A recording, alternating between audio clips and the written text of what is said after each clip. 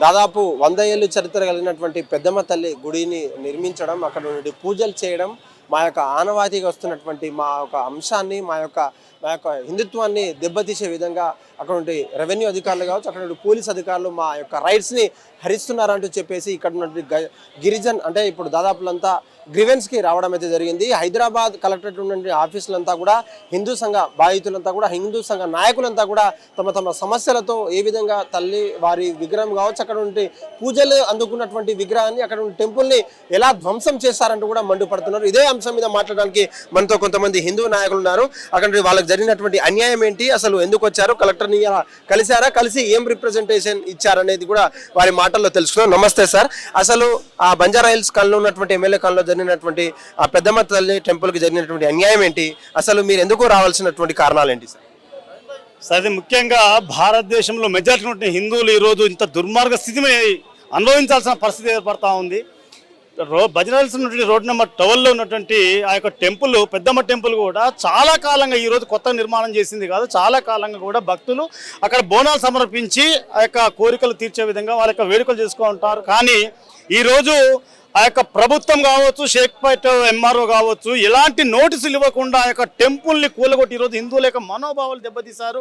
ఎంత దుర్మార్గం అంటే యొక్క ప్రభుత్వము చాలా సందర్భాలు చూస్తూ ఉన్నాం. రోడ్డు పక్కన మసీదులు కావచ్చు, దర్గాలు కావచ్చు, చర్చిలు కావచ్చు, ఇలా ఎన్నో అక్రమ నిర్మాణ కట్టడాలు ఉన్నప్పటికీ కూడా వాటిని పూర్తిగా మేము ప్రూఫ్స్తో తీసుకెళ్లి ఈ యొక్క అధికారులకు ప్రభుత్వం దృష్టికి తీసుకెళ్ళినప్పుడు కూడా ఏ రోజు కూడా వాటి మీద చర్యలు తీసుకోరు.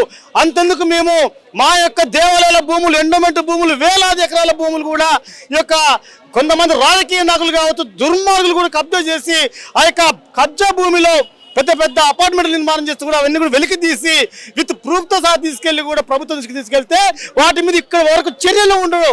కానీ ఈరోజు అక్రమంగా, అన్యాయంగా కోట్లాది మంది పూజించేటువంటి ఒక పెద్దమ్మ తల్లి ఒక గ్రామమాత యొక్క దేవాలయాన్ని ధ్వంసం చేయడం చాలా బాధాకరం. అక్కడ విషయం మీరు స్పష్టంగా చూడొచ్చు. 2-3 రోజులుగా పోలీసులు కావచ్చు, గవర్నమెంట్ కావచ్చు ఇబ్బంది పెడతా ఉన్నారు తప్ప చిన్న ఆ గుడిని కనీసం వాళ్ళు చూసి వదిలేయలేదు. ఎందుకంటే ఈ చోటు చూడండి, ఎండోమెంట్ డిపార్ట్మెంటు మా దేవాలయాల నుంచి కోట్లాది రూపాయల సొమ్ములు తీసుకుంటా ఉన్నాయి. కానీ కొంచెం కూడా ఇక గవర్నమెంట్ ఇక ఆలయాల మీద కొంచెం కూడా ఇది లేకుండా నిర్దాక్షిణంగా ఇక దేవాలయాన్ని కూలుస్తూ ఉంది. ఇలాంటి దుర్మార్గ చర్యలు కూడా హిందూ సమాజం చూస్తూ ఊరుకోదు. ఇంతకింత హిందూ సమాజం, హిందూ సంస్థలు ఏకమవుతాం. ఈరోజు హైదరాబాద్ కలెక్టర్ గారి దృష్టికి తీసుకొచ్చినాం. ఖచ్చితంగా ఆ యొక్క గుడి పైన అక్కడ నిర్మాణం, ఆ దేవాలయానికి మళ్ళీ కూడా స్థలం కేటాయించి నిర్మాణం చేసే వరకు కూడా ఈ ఉద్యమాన్ని ఖచ్చితంగా కొనసాగిస్తామని చెప్పేసి తెలియజేస్తా ఉన్నాం. అయితే ప్రత్యక్షంగా పరోక్షంగా హిందూ దేవాలయం మీద మా యొక్క దాడులు జరుగుతానంటూ కూడా కొంతమంది హిందూ సంఘ నాయకులు కావచ్చు, మీతో వచ్చినటువంటి నాయకులంతా కూడా చెప్తున్నటువంటి పరిస్థితి. అయితే నిజంగా అక్కడ ఉన్నటువంటి ఏళ్ళ సంబంధించినటువంటి పురాతనమైనటువంటి టెంపులేనా, లేకపోతే అక్రమంగా కట్టారంటూ కూడా అధికారులు చెప్తున్నటువంటి పరిస్థితి. రెవెన్యూ అధికారులు ఏమని సమాధానం ఇచ్చారు, వారికి మీరిచ్చే జవాబు ఏంటి సార్? ఇప్పుడు రెవెన్యూ అడిషనల్ కలెక్టర్ గారు ఉండేసి దాన్ని ఇప్పుడు మీరు ఏదైతే మాకు వినతి పత్రం ఇచ్చారో ఈ విషయంలో పూర్తి స్థాయిలో విచారణ కొనసాగిస్తాం. మేము ఏమని చెప్పామంటే అక్రమంగా ఎవరైతే ఆలయాన్ని కూల్చారో ఎంఆర్ఓ కావచ్చు వాళ్ళ మీద ఖచ్చితంగా చర్యలు తీసుకొని చెప్పాము. దీన్ని పూర్తి స్థాయిలో విచారణ చేస్తాం. ఒకవేళ అధికారులు కూడా తప్పు చేస్తే వాళ్ళ మీద చర్యలు తీసుకుంటామని చెప్పారు.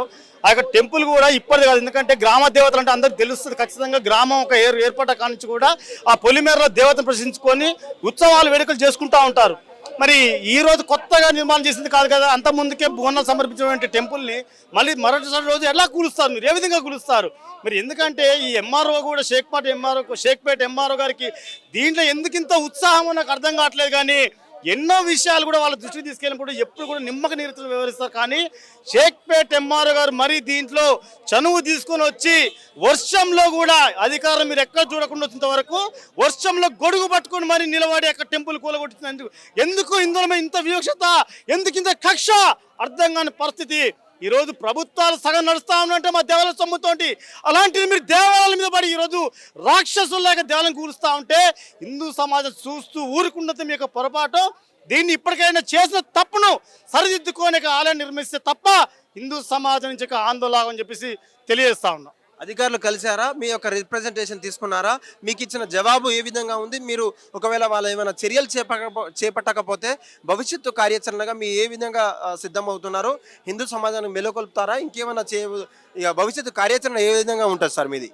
సార్ ఇప్పటికి కూడా నాతో పాటు రాష్ట్రీయ శివసేనతో పాటు మిగతా హిందూ సంస్థలు 15 దాకా వచ్చాయి. మిగతా వాళ్ళు కూడా వస్తూ ఉన్నారు. ఇక కలెక్టర్ గారిని కలిసినప్పుడు కూడా వారు చెప్పిన విషయం ఏంటంటే ఈ పెద్దమ్మ తల్లి విషయంలో జరిగినటువంటిది పూర్తిగా ఎలా జరిగింది ఏందని కూడా పూర్తి స్థాయిలో విచారణ ఖచ్చితంగా చేస్తాం.